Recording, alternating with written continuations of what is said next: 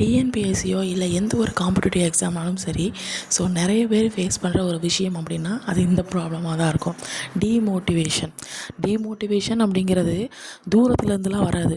நம்ம பக்கத்துலேயே, நம்ம எதிர்த்தாப்புல உள்ள வீட்லேயே, இல்லை பக்கத்து வீட்டில், இல்லை சொந்தக்காரங்க, இல்லை கூடயே இருக்கிறவங்க, ஏன் மாமியார் கூட இருக்கலாம், மாமனார் கூட இருக்கலாம், ஸோ அதுக்கப்புறம் ஹஸ்பண்டாக இருக்கலாம், யாராக இருந்தாலும் பரவாயில்ல, டீமோட்டிவேட் பண்ணுறதுக்கு பக்கத்துலேயே ரெடியாக இருப்பாங்க.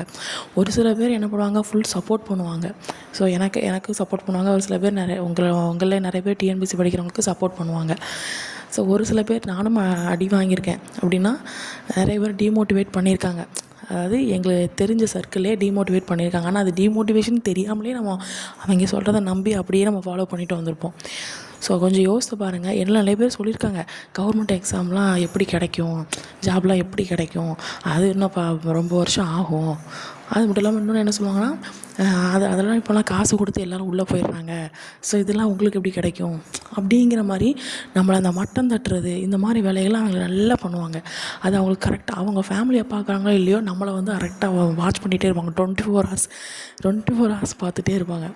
ஸோ ஃபஸ்ட்டு என்னென்னா, இவங்களை வந்து நீங்கள் நினைக்காதீங்க. உங்கள் மாமியாரோ இல்லை உங்கள் ஆத்துக்காரரோ இல்லை யாராக இருந்தாலும் சரி, மாமனாரோ யாராக இருந்தாலும் சரி, முக்கியமாக சொந்தக்காரங்க யாராக இருந்தாலும் சரி, முதல்ல வந்து உங்களுடைய ஃபோக்கஸ் என்னது, உங்களுடைய கோல் என்னது, அந்த ஜாபு அதை மட்டும் ஃபோக்கஸ் பண்ணி போய்கிட்டே இருங்க. ஓகேங்களா? வேறு இப்போ என்கிட்ட நிறைய பேர் சொல்லியிருக்காங்க, அது எப்படி கிடைக்கும் ஜாப் உங்களுக்கு, அதெல்லாம் கிடைக்காது இப்போதைக்கு, ஒரு 5-6 வருஷம் ஆகும், காசு கொடுத்து தான் போவாங்க. இந்த மாதிரி நிறைய விஷயங்கள் வந்து நம்மளே குழப்பி விட்ருவாங்க. நமக்கே தோணும், அப்போ டிஎன்பிஎஸ்சிக்குள்ளே காசு கொடுத்து தான் போகணுமா. நான்லாம் இப்போ காலேஜ் படிக்கும் போதே அப்போ வந்து எல்லோரும் சும்மா ஜாலியாக எழுதலாமே அப்படின்னு சொல்லி அப்படி தான் போனோம். ஸோ அப்போ வந்து காலேஜ் முடிச்சுட்டு, ஸோ அப்போ வந்து என்னென்னா, அப்போ நிறைய பேர் சொன்னாங்க, இல்லை காசு கொடுத்தா எல்லோரும் உள்ளே போகிறாங்க. ஸோ அப்போ அதையே நம்பிக்கிட்டு நாங்களும் அப்படியே விட்டாச்சு. அப்போ நம்ம காலேஜ் படிக்கல, ஜாலி அப்படின்னு போயிட்டே இருப்போம். ஸோ அதனால் இந்த கவர்மெண்ட் ஜாப்பு வாழ்க்கைனா இப்படி தான் இருக்கும் அப்படிங்கிறது கல்யாணத்துக்கு அப்புறம் தான் தெரியுது. ஐயோ, அப்போ நம்ம அம்மா அப்பா வந்து கஷ்டத்தை தெரியாமலே நமக்கு வளர்த்து கொடுத்துட்டாங்க. இப்போ நம்ம வந்து கல்யாணத்துக்கு அப்புறம் இவ்வளோ ப்ராப்ளம்ஸ் வரும்போது அப்போ நம்ம கையில் நம்ம வந்து ஃபினான்ஷியலி இண்டிபெண்ட்டாக இருக்கணும் அப்படிங்கிற ஒரு மைண்ட் செட்டே நமக்குள்ளே வருது. ஃபைனலாக ஒன்றே நினச்சிக்கோங்க, உங்களுடைய ஃபோக்கஸ் எதுவோ அதை பார்த்து அப்படியே போய்கிட்டே இருங்க. இடையில நிறைய ப்ராப்ளம்ஸ் வரலாம். ஏன் நம்ம இப்போ இந்த அட்டம்ப்டில் கிளியர் பண்ணாமல் இருக்கலாம், இல்லை அடுத்த அட்டம்ப்ட் கிளியராக, அது என்னன்னாலும் பரவாயில்ல. உங்களோட ஃபோக்கஸ் என்னது, எனக்கு அந்த கவர்மெண்ட் ஜாப் வேணும்.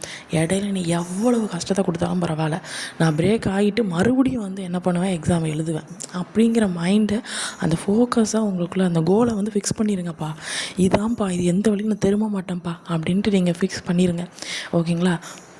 ஸோ இந்த மாதிரி ஃபாலோ பண்ணுங்கள். அது மட்டும் இல்லாமல் அந்த டீமோட்டிவேட் பண்ணுற மாமியாரும் சரி, எனக்கெலாம் மாமியார் கிடையாதுப்பா. ஸோ மாமியாரோ மாமனாரோ யாராக இருந்தாலும் சரி, நான் அவங்க சொல்கிறது எதுவுமே, அது இன்னொருத்தரும் சில பேர் சொல்லுவாங்க, என்கிட்ட சொல்லியிருக்காங்க, அதனால தான் நான் உங்ககிட்ட சொல்கிறேன்.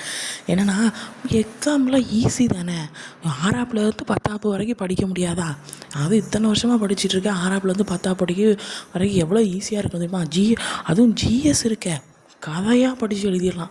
எனக்கெலாம் அவ்வளோ பிடிக்கும், வருஷம்லாம் அவ்வளோ பிடிக்கும். படித்து நீ படித்து பார்த்து அதுக்கான வழி என்னன்னு தெரிஞ்சுக்கோ. அப்பப்போ படிக்கும்போது எல்லாருக்குமே ஈஸியாக இருக்கும். ஆனால் மொத்தமாக போய்கிட்டு அந்த 3 மணி நேரத்தில் உட்காரணும் தெரியுமா, அப்போ மண்டையில் எப்படி எத்தனை இது ஓடிக்கிட்டு இருக்கும் தெரியுமா, அத்தனை நம்பர்ஸும் எல்லா நம்பர்ஸும் மண்டைக்குள்ளே ஓடிக்கிட்டே இருக்கும்.